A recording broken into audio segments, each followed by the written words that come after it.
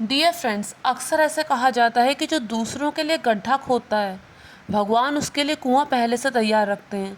साथ ही ये भी कहा जाता है कि जो भगवान के भक्तों के प्रति द्रोह रखता है, उसका अंत में विनाश ही होता है। साथ ही ये भी कहा जाता है कि जो भगवान के सचमुच के भक्त होते हैं, उनका अपने शत्रुओं की तरफ भी हमदर्दी वाला व्यवहार होता है। उनके प्रति भी उनके मन में श्रद्धा, विश्वास और दया होती है, क्योंकि वो हर जन्म में भगवान को ही देखते हैं। कैसे, इस बारे में हम अभी बात करेंगे। तो फ्रेंड्स, इस वीडियो को बिल्कुल स्किप मत कीजिएगा, एंड तक इसे ज़रूर देखिएगा। बहुत ही कम समय में मैं आपको सुनाने जा रही हूँ भक्त चंद्रहास की कहानी, बहुत ही कम समय में। फ्रेंड्स, बहुत पहले की बात है, केरल राज्य में एक राजा थे जिनका नाम था सुधार्मिक। जैसे इनका नाम था वैसा ही इनका काम था, प्रजा का पालन करते थे, धर्म के मार्ग में चलते थे, कृष्ण भगवान के अनन्य भक्त थे। इन्हें पुत्र रत्न की प्राप्ति हुई और इनका जो बालक था वो सुंदर तो था ही, अत्यंत सुंदर तो था ही, लेकिन बड़ा ही अद्भुत था।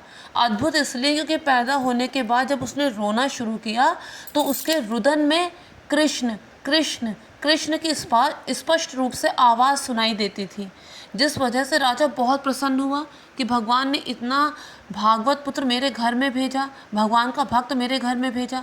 उसके राज्य में खूब उत्सव मनाया जाने लगा। शत्रु पक्ष के राजाओं ने सोचा कि यही समय है, अभी वो बेफिक्र होंगे, इसी समय आक्रमण करेंगे तो राज्य को जीत लेंगे। शत्रु पक्ष के सभी राजा मिलकर उस पर आक्रमण कर दिए।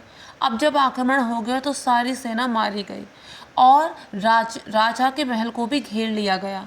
अब क्योंकि राजा की मृत्यु भी होने ही वाली थी, क्योंकि बचना तो नामुमकिन था, तो रानी को सती होना था और अपने पुत्र को कैसे बचाए, इसलिए धाय माँ को सौंप दिया था कि अब आप ही इसकी रक्षा कर सकती हैं।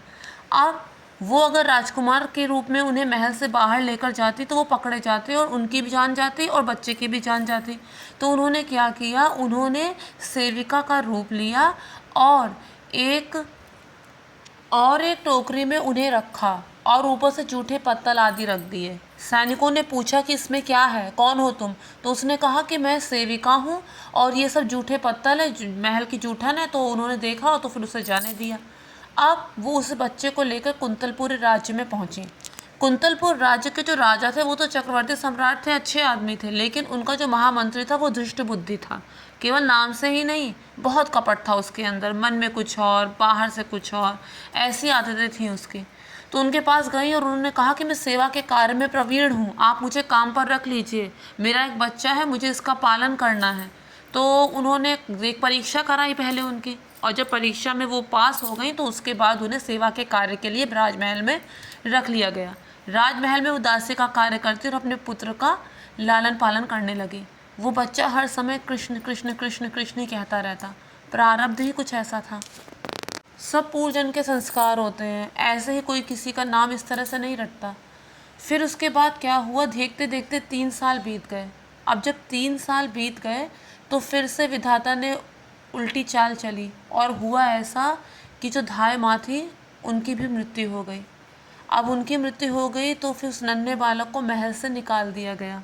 जब तक वो दासी का कार्य कर रही थी तब तक वो महल में था, जब उनका काम नहीं तो बच्चे को महल से निकाल दिया गया। अब वो नन्हा बालक गली गली में भटकता था, लेकिन वो 3 वर्ष का बालक इतना सुंदर था, गौर वर्ण का, इतना प्यारा था कि जो भी उसे देखता उसके मन में उसके लिए वात्सल्य उमड़ पड़ता। कोई उसे बुला के नहला धुला देता, कोई उसे भोजन करा देता और कोई उसे खेलने के लिए कुछ खिलौना दे देता, लेकिन वो बालक सिर्फ कृष्ण कृष्ण कृष्ण कृष्ण कहता रहता था। एक दिन की बात है, जो धृष्ट बुद्धि था उसके 2 बच्चे थे। एक तो था उसका राजकुमार मदन, जो बड़े ही धार्मिक स्वभाव का था, ब्राह्मणों को भोजन कराना आदि अच्छे काम करता था। दूसरी उसकी पुत्री थी, छोटी थी वो भी, लेकिन बहुत सुंदर थी। तो क्या हुआ, जब वो ब्राह्मणों को भोजन करा रहा था तो वहाँ पर खेलते खेलते ये नन्हा बालक भी पहुँच गया। अब जब नन्हा बालक वहाँ पे खेलते खेलते पहुँच गया तो वहाँ पे सबको प्रसाद मिल रहा था, सब भोजन कर रहे थे, तो उसे भी भूख लगी थी, वो भी बैठ के अपना भोजन करने लगा।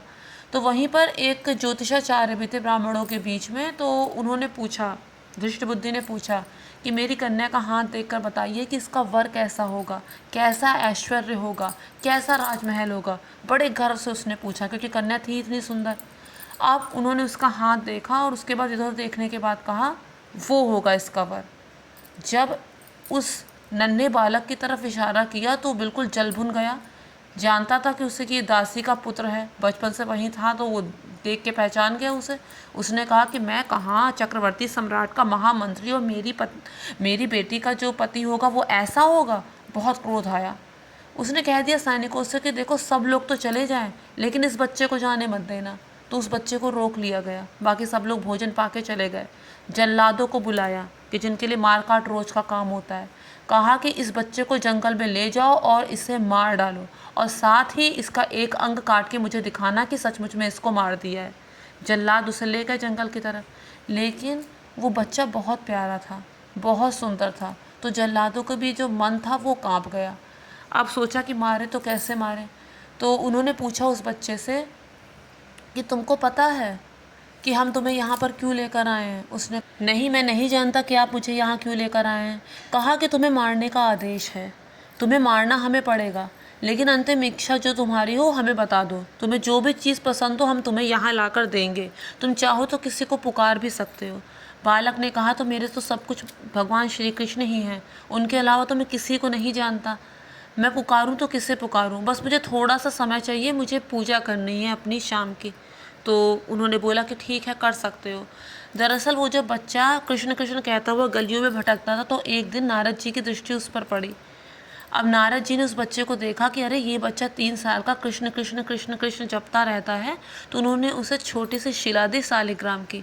कहा कि देखो, जब भी इन्हें स्नान कराना उस पानी को चरना में समझकर पीना, और जब भी कुछ भोजन पाना तो इन्हें दिखा के खा लेना, यही तुम्हारी सेवा है। अब उसने सोचा मैं पात्र कहाँ से लाऊं, सिंहासन कहाँ से लाऊं। तो पान की भांति उसे अपने कपोलों में रख दिया उस नन्हे से बालक ने कि जब पानी पीऊँगा धुल जाएंगे, वही चरणामृत हो जाएगा, जब कुछ खाऊंगा तो वही प्रसाद हो जाएगा। अब उसने अपने कपोल से वो छोटे से शालिग्राम निकाले और उनसे प्रार्थना करने लगा कि कुछ ऐसा कीजिए कि मरने के बाद मैं सीधे आपके पास पहुँचूँ। अब उन जल्लादों का जी कांप गया कि हम नहीं इसे मार सकते। तो उन्होंने देखा कि इस बच्चे के पाँव में 6 उंगली हैं। सोचा क्यों ना इस छठी उंगली को काट के दिखा दें, जिसकी कसम खाने को कहेगा कह देंगे कि हाँ ये उंगली उसी की है, मार दिया उसको। अब छठी उंगली काट दी और उसे वहीं पर छोड़कर, उसके पैर से खून खून बह रहा था, उसे वैसा ही वहीं पर छोड़कर चले गए राज्य। अब वो बच्चा दर्द से कराह रहा था। वो 3 साल का नन्हा बच्चा जिसका एक उंगली उन्होंने काट ली थी, खून लगातार बह रहा था, दर्द से चिल्ला रहा था और कृष्ण कृष्ण कृष्ण कृष्ण कह रहा था। तभी वहाँ पर हिरन के बच्चे और सुंदर सुंदर से पक्षी वहाँ इकट्ठा हो गए। उस बच्चे का कराहना सुन रहे थे, उसकी वजह से वो भी सब दुखी थे। वहाँ से एक राजा गुजर रहा था। वो चंदनपुर राज्य का राजा था। चंदनपुर जो राज्य था वो कुंतलपुर राज्य के अधीन था। वो राजा कर देने के लिए जा रहा था कि जिसके राजकुमार नहीं है उसे कर देना होगा, उसके कोई पुत्र नहीं था। तो जिस वजह से वो कर देने के लिए जा रहा था, लेकिन उत्सुकता हुई कि जो मृग शावक है किसे घेरे खड़े हैं। तो पास में जाकर देखा तो नन्हा सा सुंदर सा बच्चा उसे पड़ा हुआ दिखाई दिया। अचेत सा हो रहा था वो, उसके पैर से खून बह रहा था। तो उसे तुरंत देख के गोदी में उठा लिया और कहा कि अरे मेरा पुत्रेष्टि यज्ञ सफल हो गया। वो बहुत दान पुण्य करता था, धर्म करता था, यज्ञ करता था कि उसके पुत्र हो जाए। उसने सोचा कि अब मुझे किसी को कर देने की ज़रूरत नहीं है, और उस नन्हे बालक को लेकर वो अपने राज्य आ गए। और उस बच्चे को वहाँ पर जब वो लेकर आए तो उसे युवराज पद पर भी आसीन करा दिया। उसके राज्य में खूब उत्सव मनाया जाने लगा। अब उसके बाद धीरे धीरे साल दर साल बीतते गए और अब वो बच्चा किशोरावस्था में आ चुका था। उसने अपने राज्य में ये नियम बनवाया था कि शाम के समय हर घर में संकीर्तन की आवाज़ सुनाई देनी चाहिए और एक समय का भोजन राज्य से सब लोगों को कराया जाएगा। उसने अपने पूरे राज्य को ही कृष्णमय बना दिया था।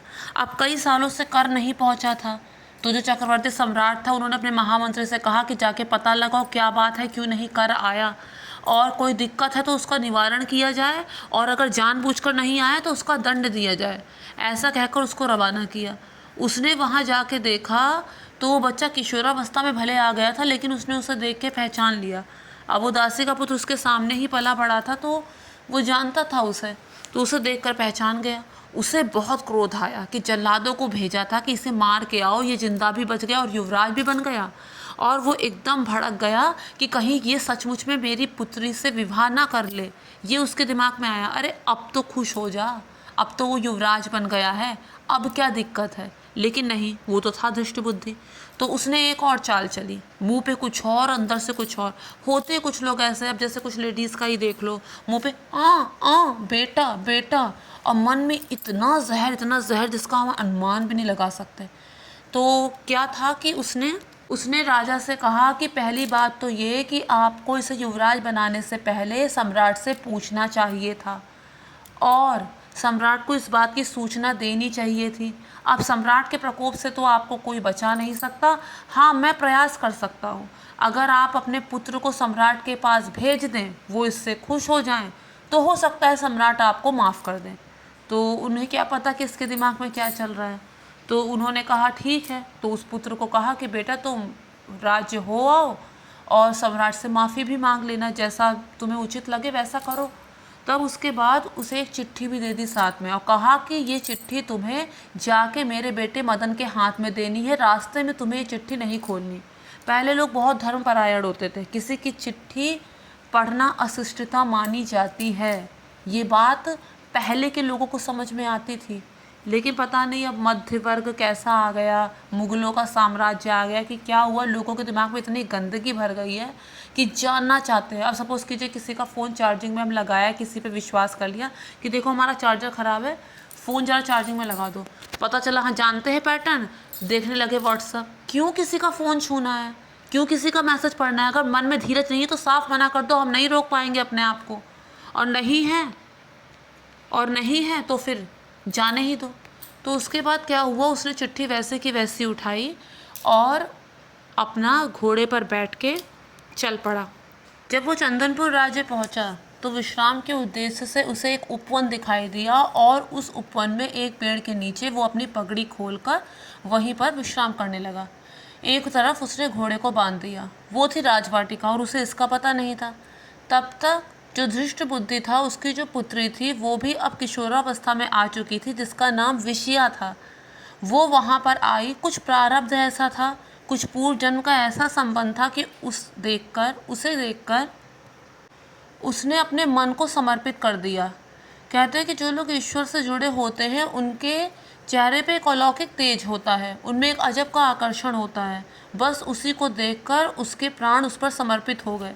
आप कौतूहलवश उसके पास जो वो पत्र रखा था उसने खोलकर पढ़ लिया। उसमें लिखा हुआ था संस्कृत में कि मदन मेरा आदेश है कि ये जो राजकुमार तुम्हारे पास आया है, बिना एक क्षण गवाए, बिना कुछ सोचे समझे, बिना कोई प्रश्न पूछे इसे तुरंत विष प्रदान कर दिया जाए। ऐसा उस पत्र में लिखा था। अब ये सुनकर जो थी विषया, वो बहुत दुखी हुई, उसे बहुत कष्ट हुआ कि इतना सुंदर सुकुमार राजकुमार और पिताजी इस तरह की बातें क्यों लिख रहे हैं, उनका क्या दिमाग खराब हो गया है। मैंने सोते हुए ही इसे देख के अपने प्राणों को समर्पित कर दिया और ये इस तरह का क्यों लिख रहे हैं। फिर उसने सोचा कि आज मुझे पता चला कि मेरा नाम पिताजी ने विषया ही क्यों रखा और आज मेरे नाम का जो अर्थ था वो सार्थक हो गया। उसने काजल जो उसकी आँख में लगा हुआ था उससे एक सीख में लगाया और उस विष का विषया कर दिया।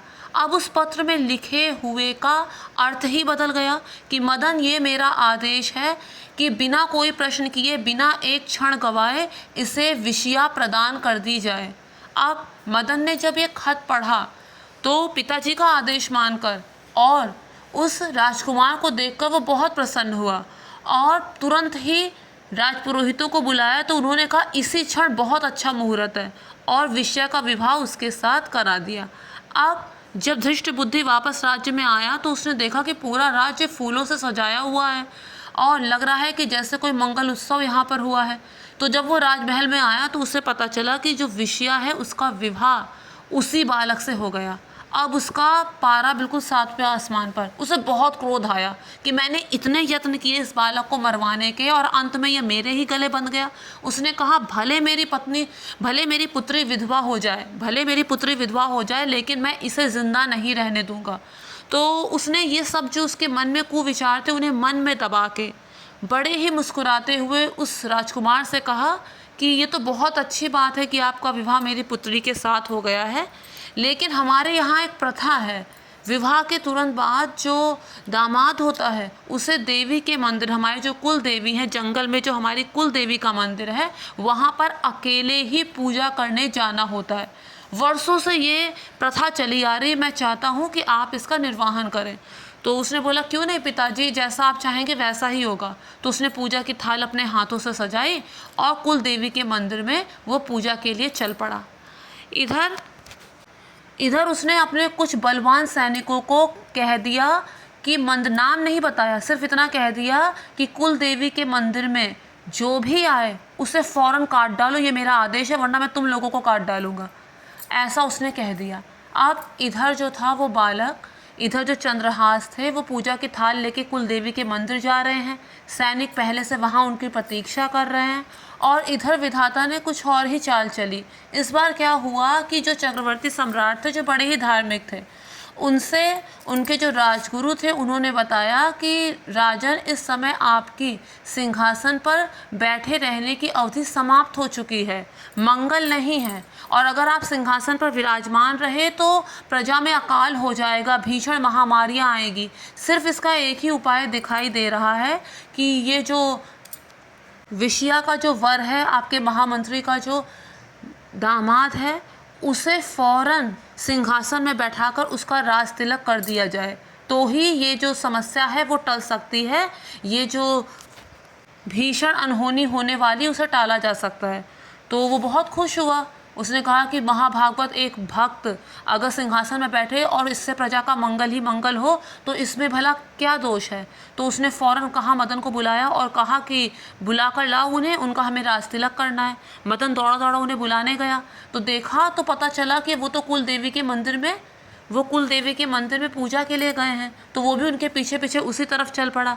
अब जब उन्हें रास्ते में देखा तो रोक लिया, कहा कि आपका राज तिलक होने वाला है, नहीं तो प्रजा में समस्याएं आ सकती हैं, प्रजा को भीषण दंड भुगतना पड़ सकता है, आप फ़ौरन राजमहल जाइए। तो उसने कहा पर मैं तो देवी के पूजन के लिए जा रहा हूँ। उसने कहा अरे वो तो घर की ही बात है, आपकी जगह पूजन के लिए मैं चला जाता हूँ, आप तुरंत राजमहल में जाइए।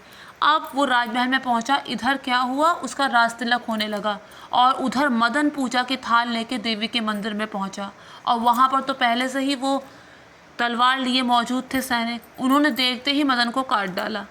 अब इसके बाद जब धृष्टबुद्धि को पता चला तो उसने अपना सर पीट लिया कि मैंने उस लड़के को मरवाने के लिए इतने यत्न किए और मैंने अपने एकमात्र पुत्र को ही खो दिया। वो अपना सर पटक पटक के रोने लगा। जब चंद्रहास ने ये सुना तो उसने कहा कि मेरे हिस्से की मौत मदन भैया को, उसे बहुत कष्ट हुआ। उसने क्या किया, सभी बिखरे हुए अंगों को जोड़ा, भगवान का नाम लेकर उस पर हाथ फेरा और मदन पुनः जीवित हो गया। अब इधर उसे पता नहीं था धृष्टबुद्धि को कि उसका पुत्र जीवित हो गया है। वो सर पटक पटक के अपने प्राण त्याग चुका था। तो दोबारा चंद्रहास फिर इनके पास भी आए, भगवान का नाम लेकर इनके सर पर हाथ रखा और ये भी पुनः जीवित हो गए। फिर उसने हाथ जोड़कर अपने ससुर से कहा कि पिताजी, अब तो कृष्ण कृष्ण जपिए, अब तो बुरे कर्म छोड़िए। और इस तरह से उसने अपने प्रति द्रोह रखने वाले को भी ना केवल क्षमा किया बल्कि उसे प्राणों का दान दिया। फ्रेंड्स, इसके अलावा मैंने क्राफ्ट के बहुत से वीडियोस बनाए हैं। आप लोगों को अगर वो पसंद आते हो तो मेक श्योर मेरे चैनल को सब्सक्राइब, वीडियो को लाइक और शेयर ज़रूर कीजिए। Thank you friends, thank you so much.